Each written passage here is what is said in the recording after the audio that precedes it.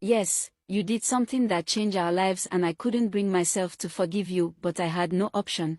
I had to forgive you knowing you are my child. So please don't do anything that will rewrite history, my mother pleaded. I was stunned, I couldn't believe my ears. So something definitely happened back in the village and it has something to do with me. I turned to look at the young man's spirit crying and I couldn't leave. Mom, please just give me a chance, I won't do anything stupid this time, I pleaded. Why can't you listen to me for once? We need to get some food and fruits for your sister, can't you understand? My mother added. Please, I pleaded once again, and this time, she left the reception angrily. I rushed to the young man's spirit. When he turned to see me approaching, he was terrified. You can see me? He asked. Of course I can, I was troubled by your constant weeping. Is there anything you want me to do for you? I asked, admiring his lovely face. I miss my family, now I know what it really means to have people who can come through for you in your lowest moment. I never cherished my family, but today I really miss them and want to be around them once again. They were the only ones that came to the hospital to see me, but my fiancé and friends never came to see me after all the money and help I rendered to them, the young man revealed. I felt really bad for him. I could not understand why people would want to push away their family for outsiders. Well, some outsider could be your forever family when the only family you needed the most let you down. I am here now for you. What do I need to do for you? I asked while contemplating on what to do for him. He was busy speaking, but I was deep in thoughts. I lost concentration. Suddenly the voice inside my head spoke for his second time. He needs to forgive his family for what they did to him, and he should open his heart to love again. That's the only way he can get back to his body and stay alive. He still has more time to live on earth, the voice whispered. I was stunned, and at the same time hopeful that a solution was made known to me. I have a solution for you, but you have to promise me that you will adhere to instructions, I said to him. Yes, I will do anything you want me to do, he quickly agreed.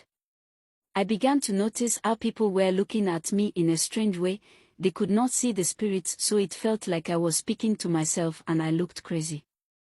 I told the young man what he had to do and he genuinely spoke some words for forgiveness and prayed to God for the heart of genuine love. Right before my eyes he began to fade away. I could not understand why, but his spirit was fading away. I never got to ask, "What's your name?" I asked.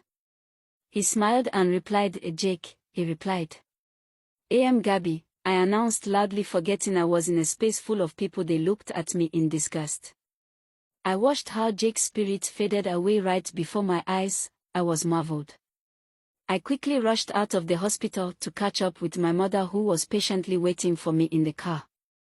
Sorry Mom, I know I took so much time, I said. Hope no one saw any strange thing you were doing, she asked. I don't care, even if they saw, what will they do, I asked. Gabby, I don't want to start saying anything I have forgotten. Better use your glaring tongue and count your 32 teeth, she spat. You keep speaking in parables, but you never tell me what the issue is. I have been asking you what happened in the village before we moved to the city, but you always keep me mute. But here you are giving a ridiculous advice to not use what I have, I yelled. Gabby, don't get me started. I'm your mother, so you have to give me some respect, she argued. Respect? You never care about me or took me as your child ever since we moved to the city. You hate me so much that you refuse to come close to me. You always locked me up in the room and only opened up when I needed food.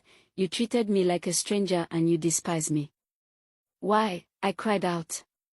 Gabby, you are a witch. You killed your father, you killed people in the village while you were still little. Just 7 years of age you were doing strange things and always predicted evil things that would happen. You killed the only man I loved, my mother cried out. I was terrified in hearing all she had to say, so I killed my father and I never knew anything about it all this while. While waiting for episode 7, drop your opinion in the comment section.